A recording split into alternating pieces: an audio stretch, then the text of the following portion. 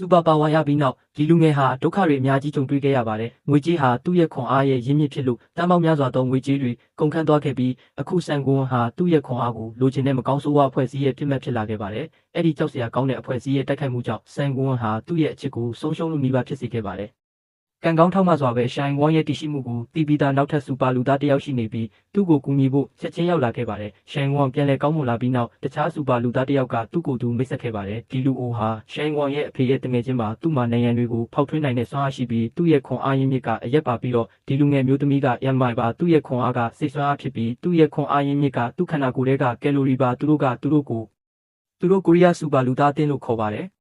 ပြီးတော့တွဲဝိုက်တဲ့နီးနဲ့ရှိုင်းဝမ်ဟာသူတို့ရဲ့အသင်းအဖွဲ့ကိုဝင်ရောက်ခဲ့ပါတယ်။ရှိုင်းဝမ်ဟာသူတို့ဘဝတစ်လျှောက်လုံးသူတို့ကိုဆက်လက်လိုက်လံရှာဖွေနေမဲ့မကောင်းဆိုးဝါးအဖွဲ့အစည်းကြောင့်ရှင်းပြချက်တစ်ခုရရှိခဲ့ပါတယ်။မကောင်းဆိုးဝါးအဖွဲ့အစည်းကိုအစိုးရကကာကွယ်ပေးထားပြီးသူတို့မှာရှိတဲ့ငွေတွေဟာရာစုနှစ်ပေါင်းများစွာတောင်ဘယ်တော့မှကုန်ခန်းသွားမှာမဟုတ်ပါဘူး။ပြီးတော့အခုသူတို့ဟာစူပါလူသားအလုံးကိုစုဆောင်းပြီးသူတို့ရဲ့စွမ်းအားကိုယူဖို့မစ်ရှင်တစ်ခုလုပ်နေကြတယ်။ဟောင်းဝင်ကရှိုင်းဝမ်ကြ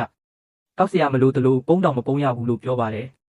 သူတို့ဟာပုံမှန်အတိုင်းတက်ကြွနေရမယ်ဆိုပေမဲ့ဆန်ကွန်းမှာလည်းပတ်စံအများကြီးမရှိလို့သူ့ရဲ့စူပါစွမ်းအားကိုအားကိုးလို့မရတော့တဲ့အတွက်သူ့ရဲ့ခန္ဓာကိုယ်ကိုလည်းလေ့ကျင့်ရပါတယ်။ဟုတ်ဝင်ကသူ့ကိုယ်သူကာကွယ်ဖို့အကောင်းဆုံးနည်းလမ်းကိုသင်ပေးပြီးမိုင်ကဆန်ကွန်းရဲ့ခန္ဓာရည်ကိုဆက်လက်လေ့ကျင့်ပေးတာကြောင့်ပတ်စံမရှိရင်အလွယ်တကူရှုံးနေမှာမဟုတ်ပါဘူး။အခုသူ့ဘဝကတကယ်ပြောင်းလဲသွားတဲ့အတွက်ဆန်ကွန်းဟာသူ့ကိုယ်သူကာကွယ်ပြီးတတ်နိုင်သမျှပြင်းပြင်းထန်ထန်လေ့ကျင့်ခဲ့ပါတယ်။ဆန်ကွန်းရဲ့အတွက်ကံကောင်းပါစီဘာလို့လဲဆိုတော့အခုသူ့ဇနီးရဲ့ကိုယ်စလဲလောင်းကလည်းဆန်ကွန်းကိုသူ့ရဲ့စူပါစွမ်းအားကိုအသုံးပြုခွင့်ပေးလာလို့ပါဒါပေမဲ့တခုတော့ရှိပါတယ်ဆန်ကွန်းကသူတို့ရဲ့တိုက်ခန်းအတွက်ငွေသွင်းစရာမလိုတော့ပါဘူးသူတို့ကိုလိုက်လံရှာဖွေခဲ့တဲ့အဖွဲ့အစည်းကလည်းတခြားစူပါလူသားတွေစီကနေနာရီပိုပြီးရနေပါတယ်လှပပေမဲ့ဒီအမျိုးသမီးကအရန်ဆိုးပါတယ်သူတို့ရဲ့စီးပွားရေးအတွက်သူမရဲ့စွမ်းအားကိုယူဖို့အတွက်စူပါလူသားတွေရဲ့အသက်ကိုဖမ်းယူပြီးဆုံးရှုံးခဲ့ရပါတယ်သူမရဲ့ကိုယ်ပိုင်တစ်တီးတွေနဲ့အစားအစာကလေးတွေကိုတောင်သူမရဲ့စူပါလူသားကိုဖန်တီးဖို့စမ်းသပ်ချက်အနေနဲ့လုပ်ခဲ့ပါတယ်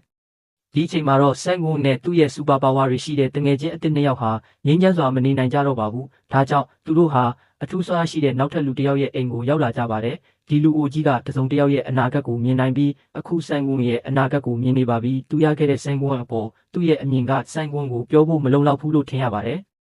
အဲ့ဒီတရားဒေသနာပြီးမကြခင်မှာပဲဒီလူအိုရဲ့အိမ်မှာပောက်ကွဲမှုကြီးတစ်ခုဖြစ်ပွားခဲ့ပြီးကျူးလွန်သူဟာသူတို့ကိုပြစ်မှတ်ထားပြီးနောက်ပိုင်းမှာသူတို့ရဲ့စူပါစွမ်းအားကိုတိမ့်ပိုက်မဲ့မကောင်းဆိုးဝါးဖွဲ့စည်းတစ်ခုဖြစ်တယ်ဆိုတာသိချပါတယ်။ဟောင်ကဆန်ကွန်းကိုငွေတပြားပေးပြီးဆန်ကွန်းကိုတတ်နိုင်သမျှဝေးပြေးဖို့ပြောခဲ့ပါတယ်။ဆန်ကွန်းကိုမဖမ်းမိသင့်ပါဘူး။ဆန်ကွန်းရဲ့စွမ်းအားကသူတို့လက်ထဲရောက်သွားရင်အရာအလုံးပိုဆိုးသွားလိမ့်မယ်။အစပိုင်းမှာတော့ဆန်ကွန်းကသူ့ကိုယ်သူကဲတင်ခြင်းခဲ့ပြီးဟောင်ကိုယ်တိုင်ကဒီလူဆိုးတွေကိုတိုက်ခိုက်ခဲ့ပါတယ်သို့တော့သူတို့ကိုပုံမဝိုင်းရံထားသောစစ်တပ်ကိုမြင်သောအခါရှိုင်းဝမ်သည်သူတို့ကိုလွတ်မချနိုင်ပဲရှိုင်းဝမ်သည်ရန်ထနော်များအားငွေတန်းပေါင်းများစွာချင်းငါပြီးထိုချိန်ကအနည်းကြုံတွေ့နေရသောသူ၏တငယ်ချင်းများကိုကူညီရန်ပြန်လာလေးရှိသည်အစပိုင်းတွင်ရှိုင်းဝမ်ရောက်ရှိလာပြီးနောက်ဤတိုက်ခိုက်မှုကိုကျော်လွှားနိုင်ခဲ့တော်လဲဤမကောင်းဆိုးဝါးအဖွဲ့အစည်းသည်ရင်းတို့၏ကိုယ်ပိုင် super creation လူသားများကိုပါပြင်ဆင်ပေးခဲ့သည်ဤစွမ်းအားကိုအသက်ဆုံးရှုံးပြီးနင်းတို့၏ရှုပရနာကိုယူဆောင်သွားသူများထံမှရရှိသည်ဆန်ကွန်းသည်ဤမီစွမ်းအားဖြင့်လူသားများကိုကင်တွယ်ရာတွင်အခက်အခဲရှိခဲ့တော်လဲဆန်ကွန်းတွင်အကြံတစ်ခုရှိသည်သူ၏အလွန်နှဲပါသောငွေကိုအသုံးပြု၍ဆန်ကွန်းသည်သူ၏စွမ်းအားကိုအသုံးပြု၍ဤမီလူသားကိုအလွန်ဝေးသို့ခေါ်ဆောင်သွားခဲ့သည်